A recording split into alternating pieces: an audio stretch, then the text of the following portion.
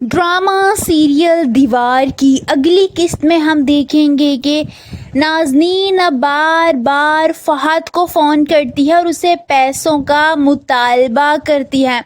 فہد اس کے بار بار فون کرنے پر بہت تنگ ہو جاتا ہے۔ نازنین اسے کہتی ہے کہ مجھے بھی آپ کو بار بار فون کر کے دھمکیاں دینا بالکل پسند نہیں ہے۔ آپ ٹھہرے بڑے بزنس مین، یہ چند روپوں کی خاطر آپ گھاٹے کا سودا تو ہرگز نہیں کریں گے۔ یعنی وہ انڈائریکٹلی اسے کہہ رہی ہوتی ہے کہ جو مطالبہ میں کر رہی ہوں وہ پورا کرو۔ دوسری طرف ہم دیکھیں گے کہ فہد اور احمر کی آپس میں لڑائی ہو جاتی ہے۔ دونوں ایک دوسرے کو سڑک پر ملتے ہیں جب فہد احمر سے کہتا ہے کہ میں نے تمہارا اور آفی کا رشتہ کبھی دل سے قبول کیا ہی نہیں تھا، میں اسے تم سے چھین لوں گا۔ یہ سن کر تو احمر کو شدید غصہ آ جاتا ہے۔ وہ فہد کا گریبان پکڑ لیتا ہے اور گریبان پکڑ کر اسے غصے سے کہتا ہے کہ میں تمہاری جان لے لوں گا، آفی صرف میری ہے اور اسے مجھ سے کوئی بھی الگ نہیں کر سکتا۔ یہ سارا منظر اندر گاڑی میں بیٹھی آفی دیکھ رہی ہوتی ہے۔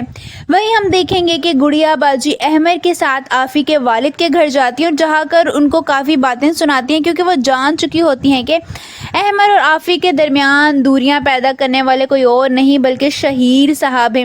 عین اسی وقت آفی بھی آ جاتی ہے۔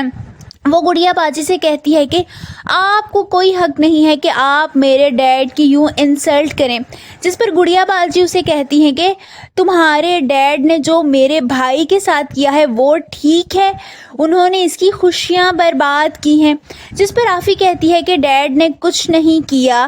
شہیر صاحب بھی وہیں موجود ہوتے ہیں اور ڈھیٹ بن کر مسکرا رہے ہوتے ہیں، کیونکہ وہ جانتے ہیں کہ آفی کسی صورت بھی گڑیا باجی کی بات کا یقین نہیں کرے گی۔ گڑیا باجی آفی سے کہتی ہیں کہ تمہارے ڈیڈ نے ہی تم میں اور احمر میں دوریاں پیدا کی ہیں، جس پر آفی کہتی ہے کہ دوریوں کی وجہ میرے والد نہیں ہے بلکہ احمر اور اس کی گھٹیا سوچ ہے۔ یہ سن کر تو احمر کو غصہ آ جاتا ہے۔ آپ سب کو کیا لگتا ہے کہ اپنے بارے میں یہ ساری باتیں سن کر احمر بغیر آفی کو لیے وہاں سے چلا جائے گا اور ان دونوں میں مزید دوریاں پیدا ہو جائیں گی؟ کامنٹس میں اپنی رائے کا اظہار ضرور کیجیے۔